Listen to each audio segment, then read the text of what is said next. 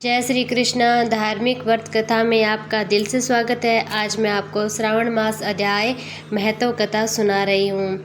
ईश्वर ने कहा, हे सनत कुमार, अब उत्तम मंगलवार का व्रत कहूँगा, जिसके करने से वैद्य का नाश होता है।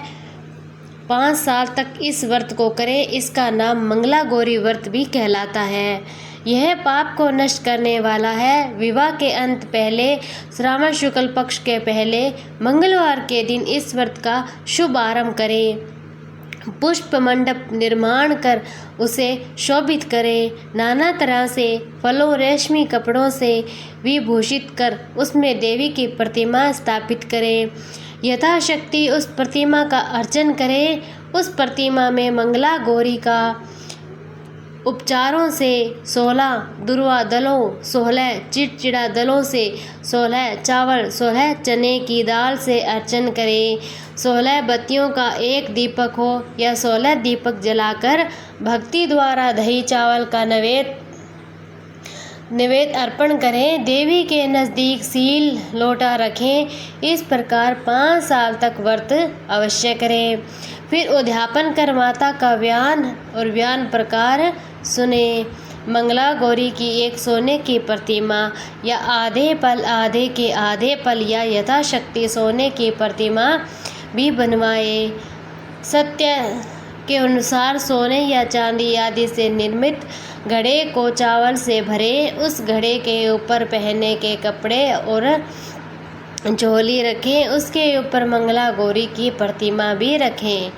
देवी के नज़दीक सील लोटा रखें। उस प्रकार माता के लिए वायान दे। हे विपर, इस प्रकार व्रत करने मात्र से 7 जन्म तक सौभाग्य रहता है।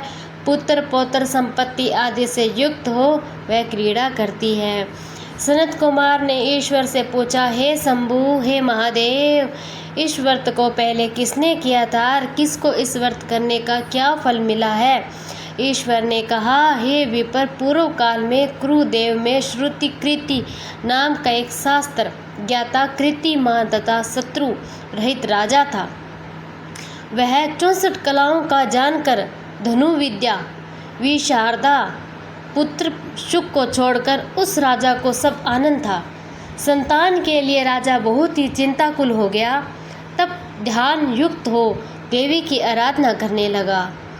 उसके इस तप से देवी प्रसन्न होकर उससे बोली, हे पुत्र, वर मांग। श्रुतकृति ने कहा, हे देवी, आप यदि राजी हो, प्रसन्न हो तो शोभन पुत्र दो। हे देवी, आपके कृपा रूप प्रसाद से किसी अन्य चीज की कोई कमी नहीं है। राजा की ऐसी वाणी सुन मंद मंद हंसती हुई देवी ने कहा, हे राजन, तुम दुर्लभ वस्तु की याचना मांगते हो, लेकिन कृपया कर तुमको पुत्र मैं दूंगी। हे राजेंद्र, सुनो, पुत्र अत्यंत गुणी होगा, पर 16 साल से अधिक नहीं जी पाएगा। यदि सुंदरता विद्याहीन पुत्र होगा तो वह पुत्र बहुत समय तक जीवित रहेगा। देवी की वाणी सुन राजा चिंतित करने लगा।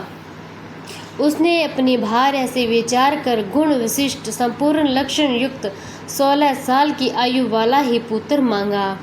देवी ने उस समय भक्त राजा को आज्ञा दी थी कि मेरे दरवाजे पर आम का पेड़, मेरी आज्ञा से उस आम के एक फल को लाकर अपनी पत्नी को खाने को दो।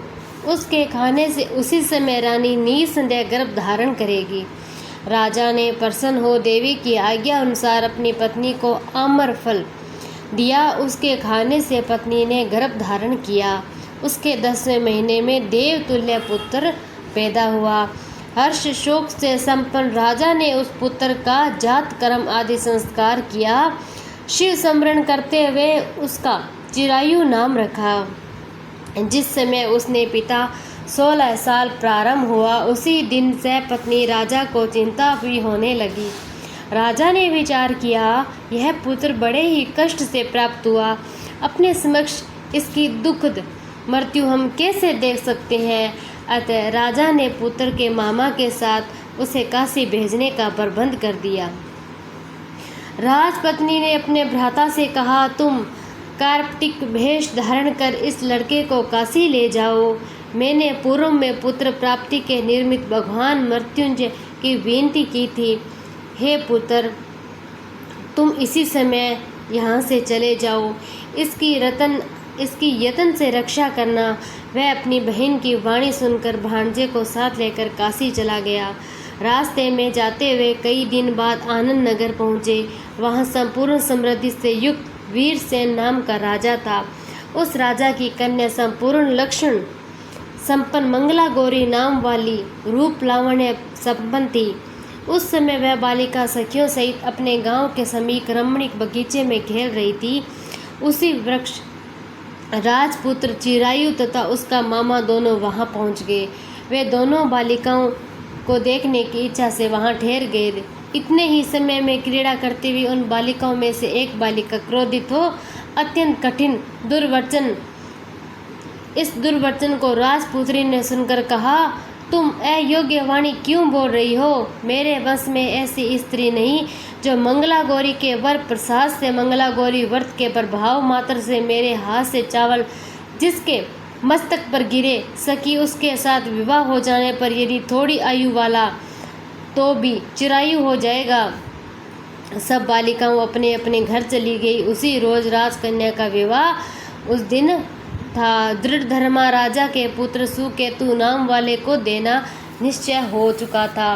वह सुकेतु मूर्ख कुरूप बहिरा था। अंतः वर पक्ष वालों ने मंडप से अन्य इच्छावर ले जाने का निश्चय किया। विवाह हो जाने पर वहां सुकेतु भी चला गया। विचार कर चिरायु के समीप जाकर उसने मामा से कहा, यह मामा, हम दो क्योंकि आपके बालक द्वारा हमारा कार्य सिद्ध होगा तो इस भूमि पर परोपकार के तुल्य अन्य कोई नहीं।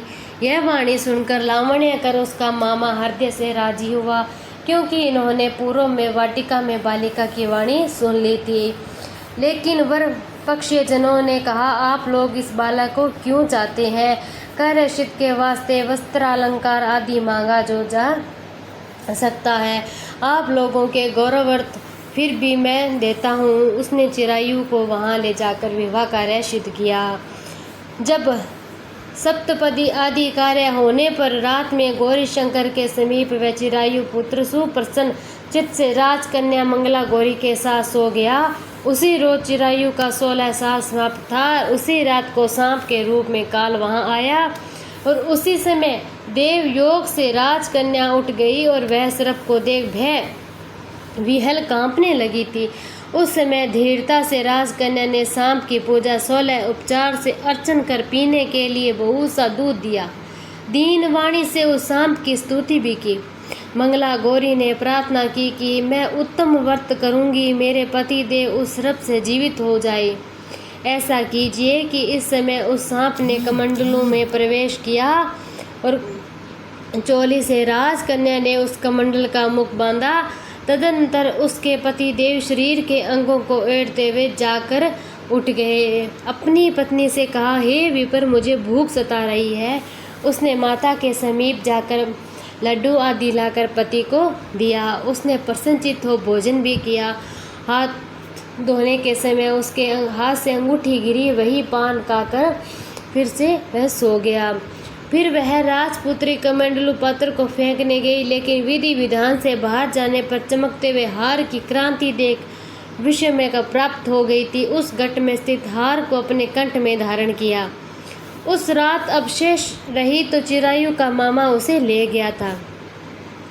चिरायु के जाने के बाद वर पक्षी जन सुकेतु को ले गए। मंगला गौरी ने उससे केतु को देखा तो वह कहने लगी कि ये मेरा पति नहीं है, मेरी इससे शादी नहीं हुई है। सभी वर पक्षी महानुभाव राजकन्या से कहने लगे, हे शुभ, यह क्या कह रही हो? यदि कोई पहचान हो तो कहो। मंगला गौरी ने कहा, जिसने रात में नवरत्नों की निर्मित अंगूठी मुझे दी थी वह इस अंगूठी में देकर पहचान करो। रात में स्वामी पति देव ने मुझे हार दिया था। उस हार के रत्न की सुंदरता कैसी है ये बताइए। यह तो कोई अन्य ही है जो रात्रि के समय जो बातचीत हुई, भोजन क्या हुआ, उससे भी यह कहे ये मेरा पति नहीं होगा। यूँ मंगला गौरी की वाणी सुन सब लोगों ने कहा, ठीक है, लेकिन सुकेतु के बतलाई वे एक भी पहचान नहीं मिली। तब सब लोगों ने मना किया कि वर पक्ष जैसे आए और वैसे ही चले भी गए। मंगला गौरी के पिता श्रुतकृति ने प्रसन्नचित अन्न जल आदि का एक छत्र यज्ञ किया। उसके पक्ष ये सब कथा कान सुनी। स्वरूप के कुरूप हो जाने से किसी को ले आए थे। महल में ब्रह्माद में चिक के भीतर कन्या को राजा ने बिठाया। इस प्रकार 1 साल यात्रा करते हुए अपने मामा के साथ वह फिर अपनी ससुराल को वृत्तांत देखने के लिए आया। जब मंगला गौरी ने चिक के भीतर से उसे देखा तो प्रसन्न हो अपने माता पिता से कहा कि मेरे पति आ गए हैं।